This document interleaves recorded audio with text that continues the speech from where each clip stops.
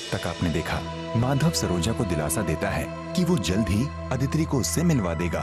मंजू अपनी बेटी को लगातार कोसती रहती है। सुबह सरोजा को बहुत तेज बुखार हो जाता है। माधव उसे ठंडे पानी की पट्टियां करता है। डॉक्टर सरोजा को इंजेक्शन देकर खून की जांच करने को कहती है। फूलेश्वरी को इस बात की चिंता होती है कि अगर सरोजा ऐसे ही बीमार रही तो वो उसे पोता देने लायक कब होगी। गिरजापति फूलेश्वरी को कहते हैं कि सरोजा की तबीयत जल्दी ठीक करने के लिए उसे सरोजा पर अदिति को न देखने की पाबंदी हटा देनी चाहिए। माधव भी आकर फूलेश्वरी से यही बात दोहराता है। वो फूलेश्वरी से बहुत याचना करता है और फूलेश्वरी अनमने मन से इजाजत दे देती है। माधव अदिति को लेकर सरोजा के पास जाता है। सरोजा बहुत खुश होती है और फूलेश्वरी कहती है कि सिर्फ अभी के लिए उसने ये इजाजत दी है। फूलेश्वरी सरोजा से पोता पाने की बात करती है और उसे पता चलता है कि अब तक माधव ने सरोजा से कोई बात नहीं की है। अब आगे।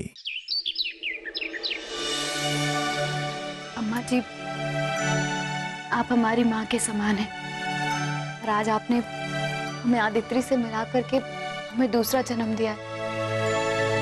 हम जो कुछ भी कहेंगी हम जरूर मानेंगे।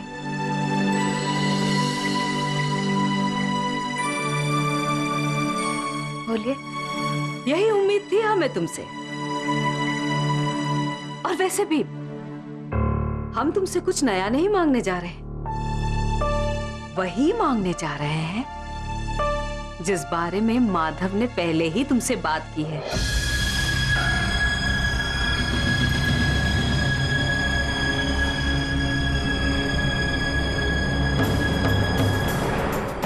जान रहे थे हम, माधव ने इस बारे में अभी तक तुमसे कोई बात नहीं की होगी। खैर, शादी के बाद ऐसा पहली बार थोड़ी ही हुआ है जो उसने हमारी बात टाली हो। और अब हमें भी धीरे धीरे इसकी आदत ही होने लगी। हम जो कहने जा रहे हैं उसे पत्थर की लकीर समझकर जीवन की नियति बना लेना सरोजा बहू। ऐसे छिन्न भिन्न होने की जरूरत नहीं है। तुमसे कोई तुम्हारी जान नहीं मांग रहे हैं हम, बल्कि इस घर की, इस परिवार की जिंदगी मांग रहे हैं। हमें इस राय खानदान का वारिस चाहिए, बेटा ही चाहिए हमें।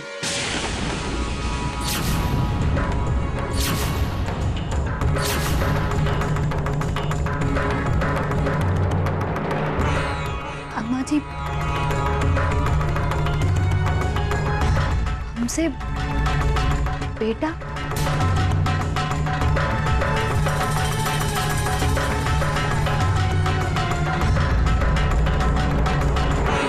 बेटा, इधर उधर मुंह फेरने से सच्चाई बदल नहीं जाती है। अगर ऐसा होता ना तो सारी दुनिया का मुंह शायद टेढ़ा ही होता।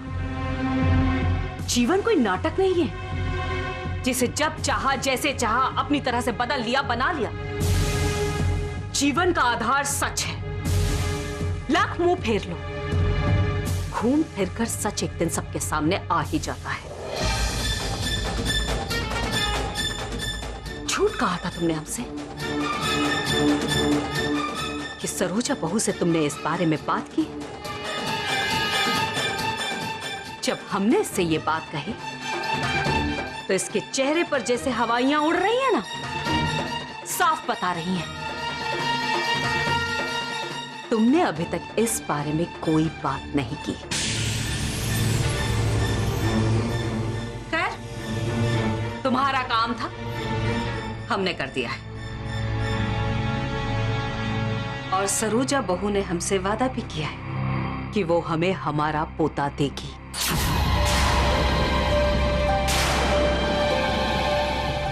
अम्मा जी, हम अम्मा, वो क्या है ना, सरोजा जी की अभी तबीयत खराब है और इससे पहले भी कुछ ठीक नहीं थी, बस इसीलिए हम बात नहीं कर पाए।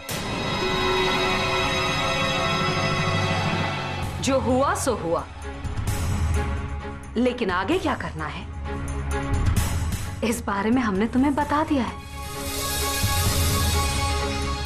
अब जल्दी से ठीक हो जाओ सरोजा बहू, और सारी देरी की भरपाई करके जल्दी से हमें एक पोता दे दो। अम्मा जी, हमें आदित्रि, अम्मा आदित्रि को तो अभी यहीं रहने देना। क्या माधव बेटा, सरोजा बहू को इतना बुखार है और ऐसे में आदित्रि का यहाँ रहना क्या ठीक होगा? तुम्हारी चाची ठीक कह रही है माधव। आदित्रि का यहाँ ज्यादा देर तक रहना ठीक नहीं है। आदित्रि को लेकर हम फिर से वही गाथा नहीं बांचना चाहते हैं सरोजा बहू। समझदार हो तुम, इसलिए समय रहते ही इसे अपनी माँ के पास भिजवा देना। चलो कलावती, चलो। हाँ जी।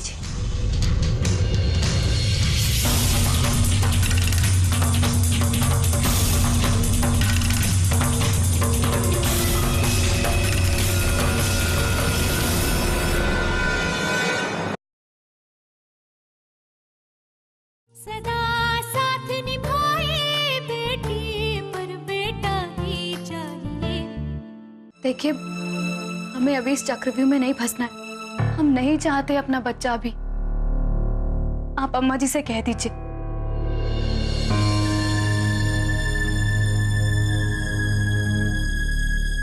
सरोजा जी, अब क्यों परेशान हो रही हैं? हम संभाल लेंगे बच्चे को।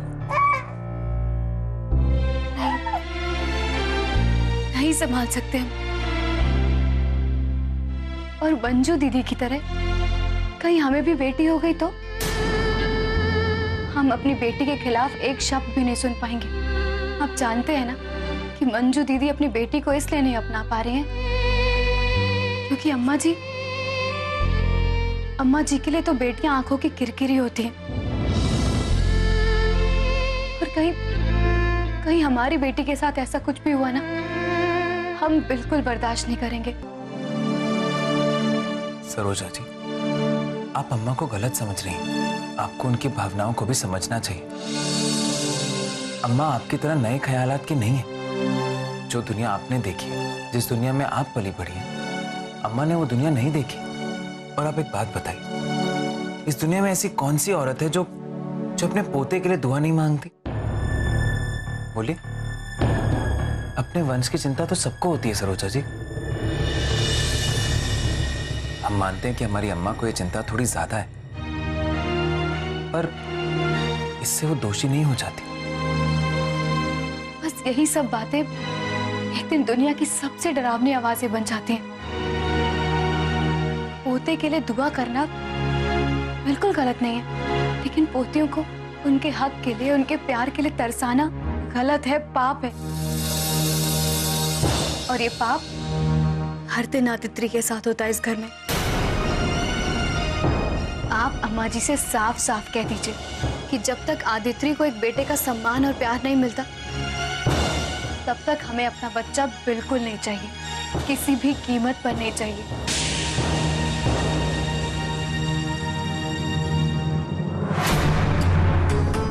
आदित्रि के हक और अधिकार का हम ऐसा सौदा नहीं कर सकते। हम इंतजार करेंगे उस दिन का जब अम्मा जी अपने आप उसको उसकी सही जगह देंगी। तब तक हमारा उनके लिए यही जवाब है कि हमें अभी मां नहीं बनना है।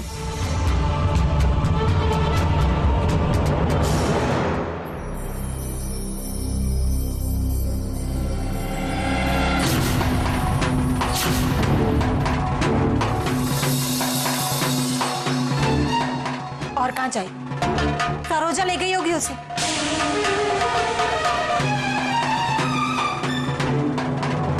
मंजू दीदी, ये आदित्रि के कपड़े हैं, बाहर सूख रहे थे तो हम ले आए। अच्छा तारा, आदित्रि को सरोजा लेके गई है? मंजू दीदी, सरोजा को तो 104 बुखार है, बेहोश होकर गिर पड़ी थी अभी वो। अरे वो कहाँ से कमरे में आदित्रि को लेने आएगी? तो माधव देवर जी लेके गए होंगे सरोजा के लिए आदित्रि को। माधव देवर जी? दीदी नहीं, उन्हें तो फुर्सत ही नहीं है। वो तो सरोजा के माथे पर बस पट्टियां ही बदल रहे हैं कब से। वो वहाँ से 1 मिनट के लिए हिल भी नहीं सकते हैं। माधव देवर जी लेके नहीं गए, सरोजा लेके नहीं गई, तो और कौन छूने वाला है सचूत को? पता नहीं कहाँ खो गई है वो। मंजू दीदी, हमें तो लगता है कि आदित्रि को ना चोर उठाकर ले गया है। आदित्रि को चोरी करके ले गया, मतलब कि आदित्रि खो गई। आदित्रि खो गई।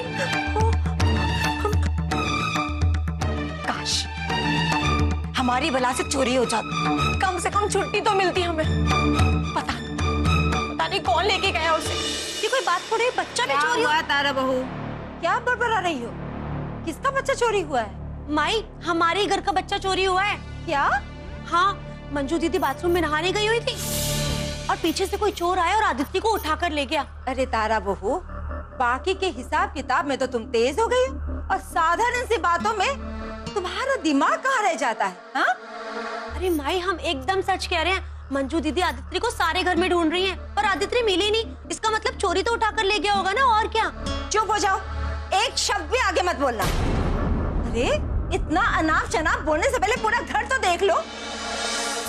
आदित्य की चोरी नहीं हुई है। माधव बेटा आदित्य को सरोजा बहू के पास ले गया है। आदित्य सरोजा बहू के पास है, जाओ उसे लेकर आओ और मंजू बहू के पास दे दो। सरोजा बहू का आराम करना होगा अभी, जाओ। ठीक है माई। और हाँ तारा बहू, अभी कुछ दिनों पहले ही जीजी ने तुमसे कहा था ना कि अच्छा सोचना शुरू कर दो। अरे बहू हो तुम इस घर की, बस जो मन में आया सोच लिया। अगर तुम्हारा गुड्डा नहीं मिलता तो तुम भूल के भी अपने मुंह से ये बात नहीं निकलती। माई, गुड्डा और आदित्य में ना बहुत फर्क है। गुड्डा इस घर का वारिस है, इकलौता बेटा है, और आदित्य आदित्य अगर कहीं गुम भी हो गए ना तो किसी को कोई परवाह नहीं होगी। हाँ,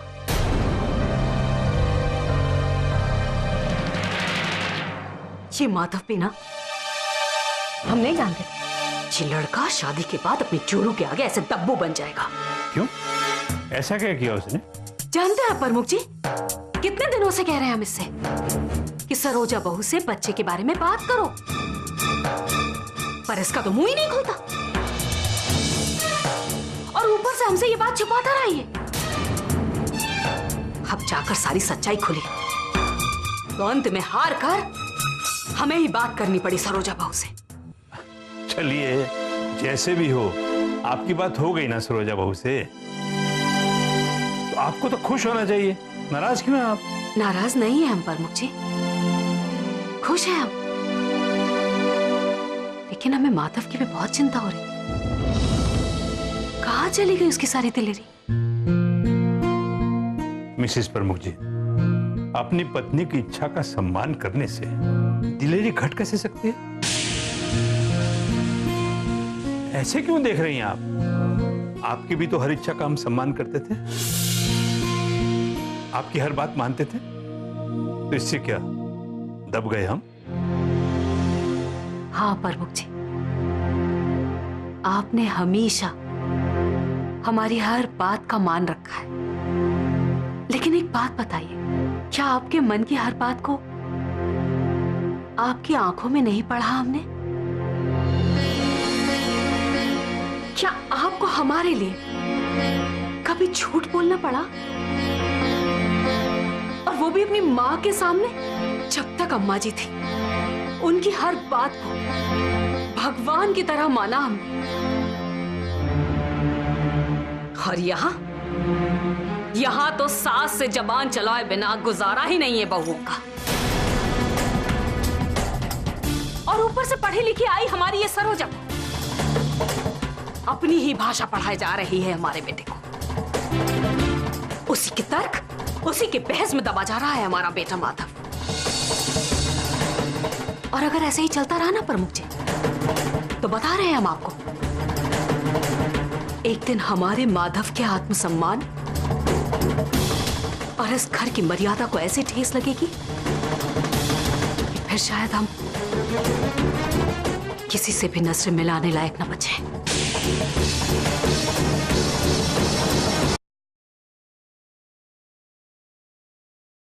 सदा साथ निभाए बेटी पर बेटा ही चाहिए।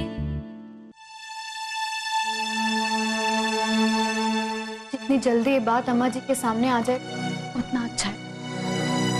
हम नहीं चाहते कि गलतफहमी में सपना बुनती रहें और हम उनकी भावनाओं से खेलते रहें। जो सपना हमें स्वीकार ही नहीं है हम कैसे पूरा कर सकते हैं? और अम्मा जी क्यों, बाबूजी और पूरे परिवार के सामने बता देना चाहते हैं। अम्मा जी जो वारिस की उम्मीद हमसे लगाए बैठी, उसके लिए हम अभी तैयार ही नहीं है। सरोजा जी, आपको अभी बच्चा नहीं चाहिए। हम आपका इसमें साथ दे रहे हैं ना। हमें समझ नहीं आता तो फिर सब घर वालों को, अम्मा को, सबको बताने की क्या जरूरत है? और वैसे ही आए दिन हमारे घर में एक नया बखेड़ा होता रहता है। हमारी मानिए, हमें इस बात में अभी चुप ही रहना चाहिए। चुप रहने से बात नहीं छुपाई जा सकती है, और जिस बात से पूरे परिवार और उसकी भावनाएं जुड़ी हुई हैं, उस बात से हम कैसे भाग सकते हैं? भाग नहीं सकते तो क्या सबकी उम्मीदों पे पानी फेरते? वो ज्यादा आसान है करना। और आप ये बताइए, आप सबको कहेंगे क्या? अरे सरोजा, सरोजा, तुम आदित्य को मंजू दीदी को बिना बताए यहाँ ले आई, और मंजू दीदी उसे सारे घर में ढूंढ रही हैं। आप मंजू दीदी को बिना बताए ले आए आदित्य को? ओहो, कोई हमारी बात समझेगा भी, कोई सुनेगा भी हमारी बात? मंजू भाभी नहीं थी कमरे में, इसलिए हम आदित्य को लेकर आ गए। और इसमें क्या गलत किया हम? आदित्य, कोई बात नहीं तारा दीदी, लीजिए आदित्य को ले जाइए, मंजू दीदी परेशान हो रही होंगी। आदित्य, प्यारी सी गुड़िया रानी, अब जाओ जल्दी से मम्मी के पास, परेशान हो रही है ना? कल फिर आना चाची के पास, ठीक है? टाटा। तारा दीदी, लीजिए आदित्य को।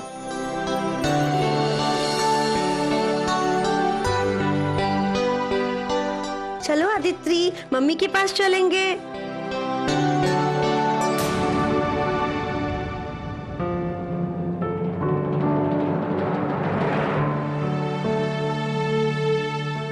देखिए, मत सोचिए इतना।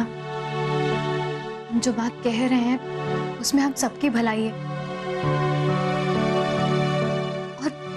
और हम चाहते हैं कि पूरे परिवार को ये बात पता चल जाए कि हम अभी बच्चा नहीं चाहते। नहीं, बिल्कुल नहीं।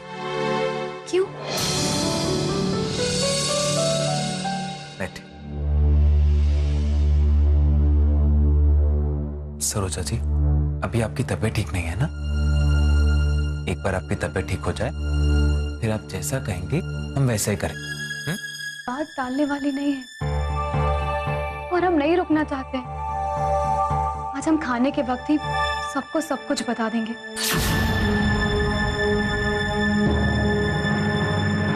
क्योंकि जब तक हम सब कुछ बता नहीं देते, मैं ऐसे ही घुटन होती रहेगी। हमें समझ नहीं आ रहा सरोजा जी, आपको हो क्या जाता है? बार बार आप एक ही बात पे जिद क्यों कर रही हैं? अरे हर बार आप हमें मनाती हैं, समझाती हैं, आज आप ही इतनी जिद कर रही हैं। हमारी बात मानने से आपको हर बार इतनी तकलीफ क्यों होती है सरोजा जी? पति हैं हम आपके।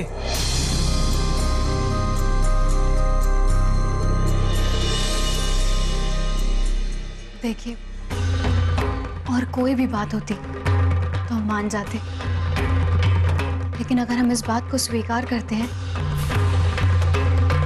तो हम अपने अस्तित्व को भूल जाएंगे। सर